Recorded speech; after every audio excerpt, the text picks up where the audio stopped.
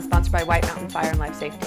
Today on the show, we have Mary Alice Verse, President Pro Tem, and Sandra Murray, Help Team Coordinator for the White Mountain Community Garden. Welcome to the show, ladies.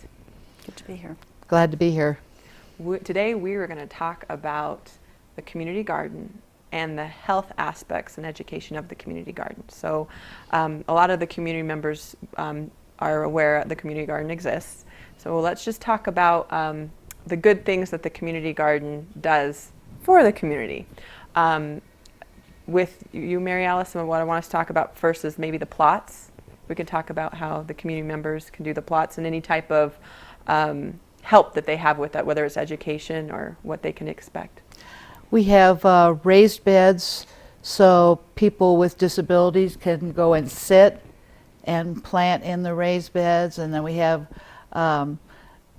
little ones for children, and we have ground plots of varying sizes, and the water's furnished, and a lot of the members of the White Mountain Community Garden are master gardeners, and they work to help mentor the anybody that's growing there, helping them, teach them how to set up their watering systems, help them with that, and how to water, how to look for bugs, and how to treat their garden organically. And so they get a lot of help, and they're doing quite well. We've got a Girl Scout troop, and we've got a special needs group, students, and a homeschool group, and their gardens are growing very well, aren't they, Sandy? Yeah, it's beautiful, and it's great to see the kids out there. That's awesome. Yeah, yeah, we like that. That's great, especially at a young age. Starting that education is very important when it comes to producing food. Right. And then you're the Help Team Coordinator. So what is the HELP program and how does that work? Well, HELP stands for Healthy Eating and Living Participation Program. And so it's really set up for people who want to work as part of a team.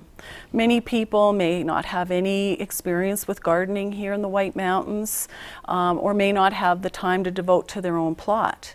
And so they can participate in the HELP program and by joining a team. So all of our crops are split into teams, and we have a leader who takes kind of a leadership role and helps people with learning how to plant the crops, weeding, learning about watering, the pest identification, and then we all share in the harvest of the entire HELP garden. So that's pretty neat. You might be working on the root crops, growing carrots and beets, yet you'll still be getting onions and garlic and all sorts of produce. So it's pretty unique. And as you said about the healthy aspects of it, not only the food, because it's naturally grown without chemicals, but the companionship and developing new friendships. It's pretty important at the garden. So and that's a wonderful part of being healthy. And with gardening, I noticed that I'm part of the community garden, and I love it. And I noticed that now, and I post things on my Facebook once in a while going, I should have cleaned the house, but I'd rather have picked weeds. And I start to find myself really feeling good, like mentally. A little sore physically, but good mentally, and going out there. I mean, the first thing I look at the house is I'm like, oh, I really don't want to cook dinner or clean. But I'm gonna go trim my flowers and pick some strawberries, and then I'm gonna go to the community garden and walk around with my 2 kids. The only complaint I have is Alice thinks she can eat everything now, and so she picks anything. And so I have to watch and make sure, because she loves it. She'll pick, and I had 2 tomatoes this year at home. Ooh. Yeah.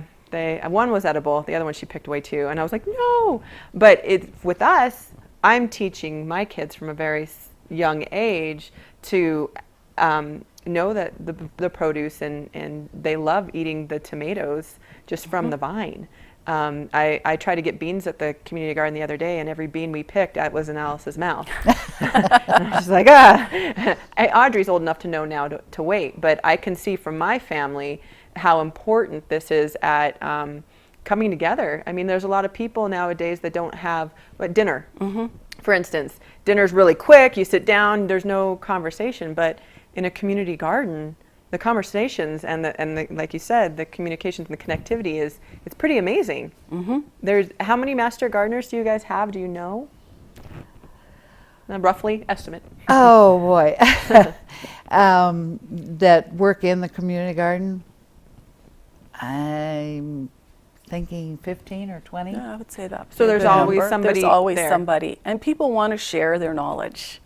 You know, I think that's really what I've noticed being a member there, is that people are very quick to come up and introduce themselves, make you feel welcome, and, you know, ask questions. Now, White Mountain Community Garden, they are a part of the Master Gardener program, or is that something? How does that work? It's totally separate. Okay. The community garden supports the Master Gardener program by giving a venue for the Master Gardeners to continue their ongoing education and to do community service. That's part of what a Master Gardener does. You take the initial course, and then you have to qualify to be certified by volunteering your hours in community service. And so the community garden has been a real good venue for them to do that, and they just love it because they're not only helping teach people of all ages. I mean, we've got 84, I think, 84 and 85 out there just going gangbusters, and then little kids too, and they love that interaction, and they're learning from as well as teaching. It's just a really good program. So they work together, but they're totally separate. The Master Gardener program is actually through the agricultural extension of the University of Arizona, I believe. Okay, and so that's a good relationship. I mean, the community garden has quite a few relationships with different organizations. Blue Vase, for example, which is a recovery center for men, they've been helpful to the community garden recently. Oh, absolutely. They have just been wonderful. We've had a lot of weeds and digging and so forth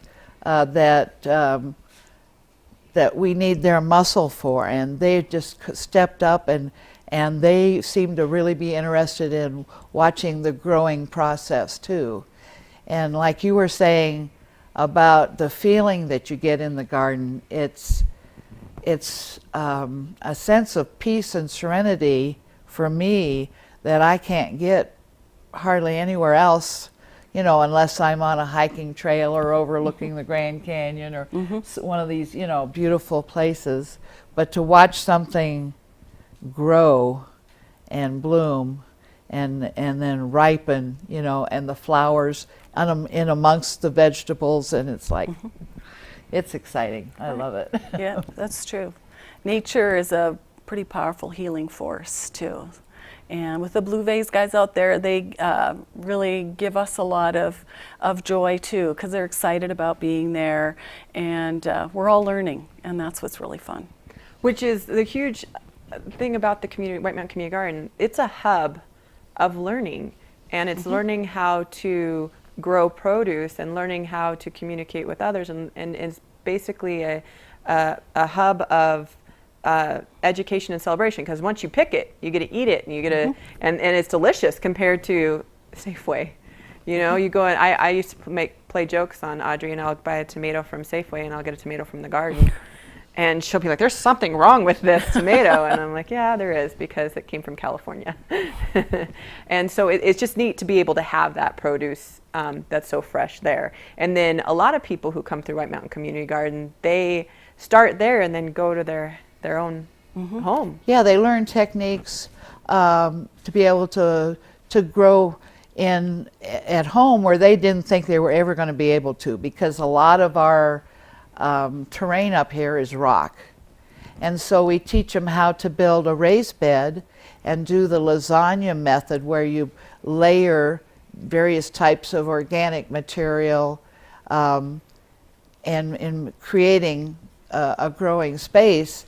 And also a lot of people, like up in Pinetop Lakeside, they have issues with it being a little higher elevation, colder, and also with the taller trees having problems with getting Bring the enough sunlight. sunlight. So we try to help them figure out what's the best for their area on their little piece of property, and help them do that. And then, we're hoping that then they will show, oh, look, and it kind of expands like ripples in the pond, I think.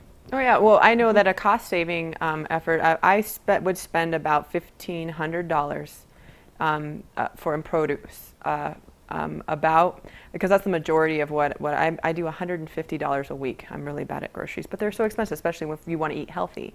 But during the summer months, I'm down about $1,500 because I go to the garden and I have that produce, and it's healthier and it's more satisfying, to throw that in the salad. And I mean, I had never seen lettuce grown or salad ever grown. I just thought that was something they made, a science made or whatever, And then you see this lettuce and you're like, wow, there's radicchio, or there's, butter lettuce, or, all these different kale, and you make kale chips, and it's contagious to where once you learn how to put your hands in the soil and grow the stuff, then you pick it. Now you're like, well, now I want to make the best thing I can out of it, or use it to the best of its ability. And like you're very, you have a lot of education when it comes to many things, but herbs you were talking a lot about, and knowing what lemon balm is that we were just talking about. And you said it was good for digestion? Yeah, lemon balm. It's a wonderful herb. Its name is Melissa officinalis, and it's a calming herb,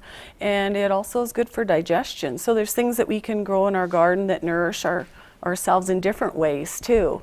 And as you mentioned too, the produce, we love the fresh produce in the summer, but we also like to help people with learning ways on how to preserve food. And in fact, in our last meeting, that was our educational topic, because you don't have to be somebody who wants to do canning. There's freezing methods, drying methods, and there's something pretty special about pulling some roasted tomatoes with garlic out of your freezer in the middle of January. Because boy, the garden is kind of right there in your kitchen with you now, even though the snow's outside. So, the idea is we really want to help people not only grow the produce, but how to use it. If somebody's never been exposed to a particular vegetable like kale, we may not know what to do with it. But again, we're there together to help people. And so I think that's a really important aspect of our garden. So from growing to maintaining to harvesting to putting it on the table, you're there the entire time, which is awesome. It's not like, okay, great, I have this, now what do I do? Now you brought up the meetings. How often do you hold these meetings? And who can come?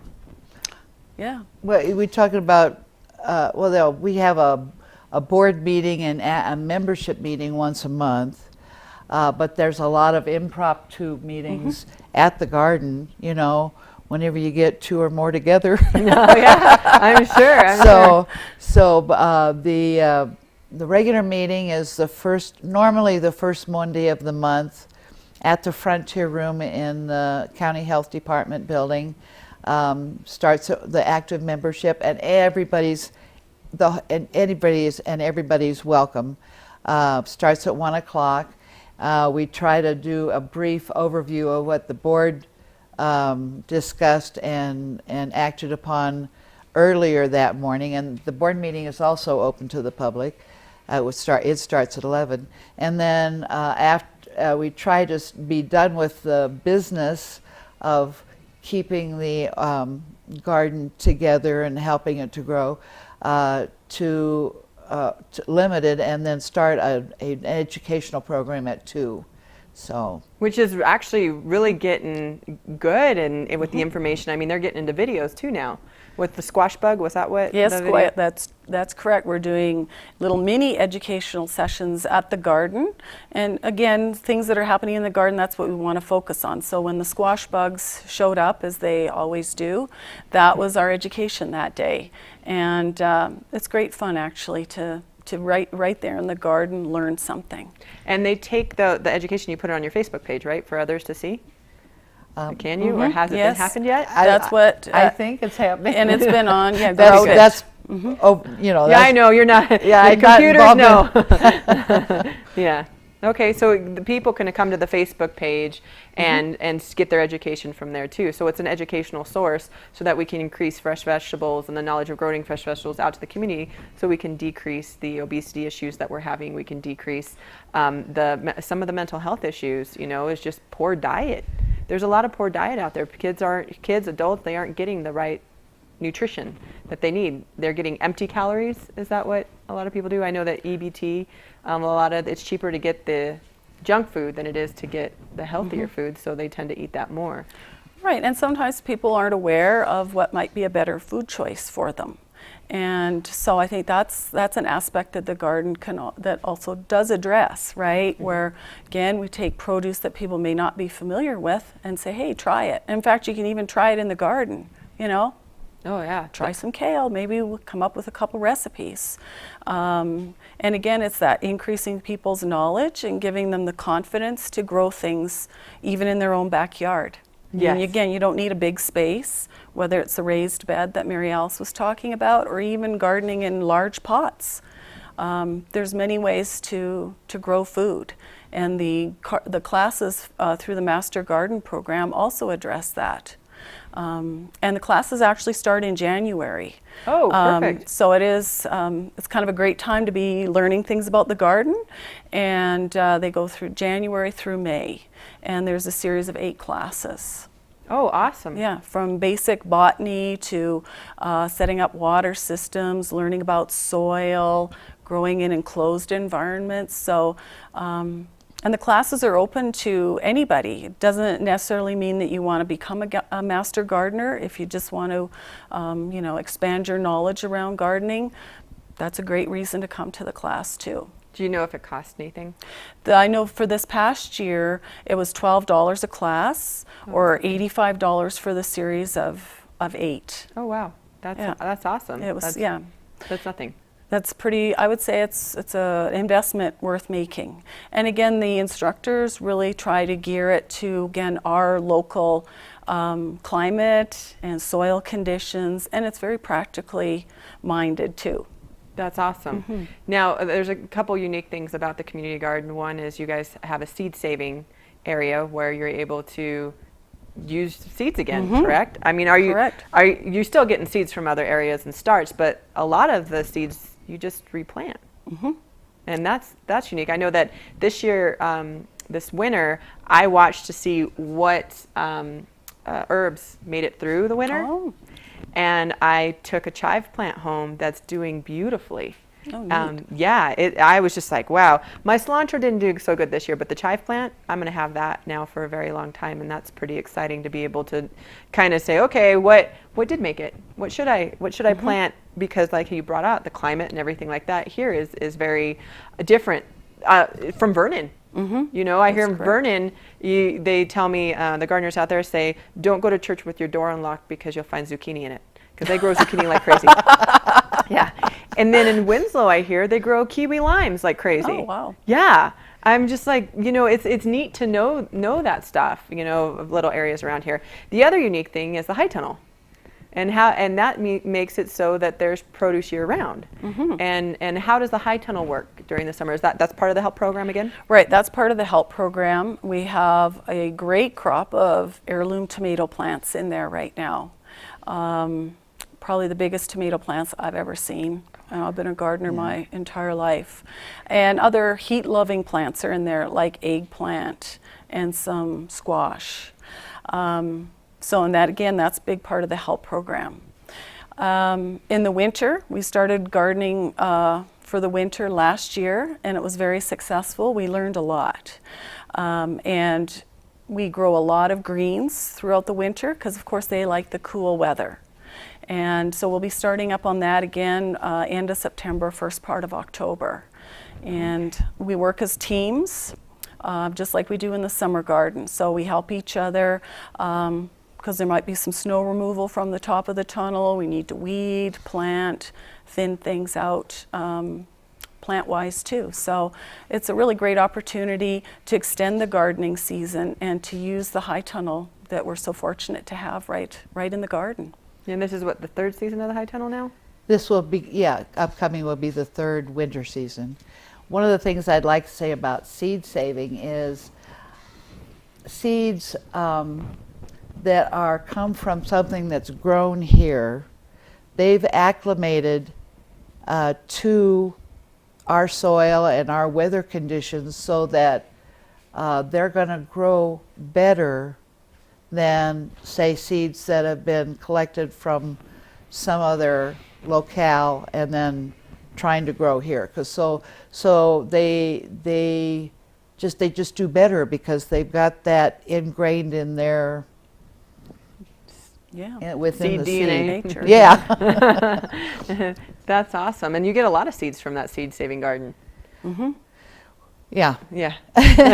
And if people come in, I mean, can people take some of those seeds? Is there enough for other people to take them home, or? We have, that's one of the things that we will hopefully have at the Fall Festival that we're having the first Saturday in October, October 1st. We hopefully, a lot of it depends on the growing season, and you know, a lot of the stuff is late this year because it didn't rain very much in June. So, but hopefully we'll still have some seed packets that we can give to the public on a donation basis at that Fall Festival. Plus we'll have a lot of informational, educational handouts, some tastings. I'm going to make my gourmet squash soup. Yay! Oh my gosh, I love that. And we'll have pesto there. It's almost Probably like, stop it. zucchini, something made with zucchini, you yes. know, because zucchini. Yeah, yay zucchini though. Yeah, we love it. Yeah, no, that's awesome. So- In fact, zucchini, I made noodles of it for spaghetti. Yes. I see that people start doing that now instead of the carbs. Just again, trying to educate and eat healthier. I mean, I stopped. I was 210 pounds, and I slowed down eating sugar and started eating healthier and more stuff for the garden and learning. And I'm 170 now, so that's Wow. 40 pounds, Wow. and that was last January is when I started That's that. awesome. Yeah, and I went on a cruise and cheated for 2 months. So As you should. yeah, I know, but you know, it should have been only 3 days. I had to get off that a little bit. But that's the neat thing about the community garden is it gives you that itch to know more, to get excited. I mean, I feel like there's a lot of things for me to know still, but I feel kind of like I'm a farmer in a way, a grower. I have incredible blackberries at my house. Oh, I'm wow. proud of those, and strawberries, and I have a rosemary bush plant that will that's ginormous, and I make for Christmas gifts. I take the rosemary and I make rosemary seasoning things and give it to my family members. Oh, neat. Oh yeah, and they say it's the best rosemary ever, you know, and it is because it's not processed and it didn't travel from another place to come here. You know, this is me showing my family what I've made, and there's pride in that. Absolutely. And it's a great click that the garden has turned into with accepting anybody and everybody to come in. It's kind of like I don't know how to say it. It's just a wonderful opportunity for anybody. One of the things that I really got tickled about is the kids learning about good bug, bad bug. You know, because a lot of times they think all bugs are bad. I would think that. and so to teach them, this one here, he helps control the bad bugs. So we want to keep him healthy, you know, like the ladybugs. But there's a lot of other ones too that are good for the garden. Well, and that was something that I learned with the squash bugs because they kind of look like ladybugs, but they're not, right? What was the bugs? Mexican bean beetle. Oh, that's it. Yeah. They're tricky like that. They are tricky. Yeah. They're bad bugs. Yeah. And you guys do that with schools. You do a lot of education. There was one of the schools made stands or something for you guys. Yeah. And where's the relationship there? Was that Sholo? That was the Sholo High School kids. And they come in, and do they have a plot, or they just come in as part of the garden to see if they can help, or how's that work? They have, yeah, oh, sorry, they have a plot. Oh, And okay. then they also helped us in the tunnel in the winter. Oh, yeah. Yeah, so they came twice weekly to help us, and it was great. I mean, they have wonderful positive energy. And again, the educational aspects, I think we learned a lot from them too, so it was fun. And if it weren't for the Shoto High School students, I'm not sure that we would have the high tunnel because they helped us put it up. Oh, and wow. we wouldn't have been able to do it if we hadn't had the shop class, was it? That's the shop right. class? Yeah, put the tie tunnel together, make sure that it's tied down right, and they had to make some things to make it work because Oh, you know, reconstruct it or engineer. yeah, something. do some engineering that was awesome because of the winds that we get through here. Oh, yeah. So What yeah. a great opportunity for them, and what a great opportunity from the garden. I mean, the garden really reaches out to a lot of different organizations and a lot of people. And I commend you both for being part of such a great organization. Wonderful. Well, thank you very much, ladies, again for the great information. And that's it for the show today. We'll see you next month.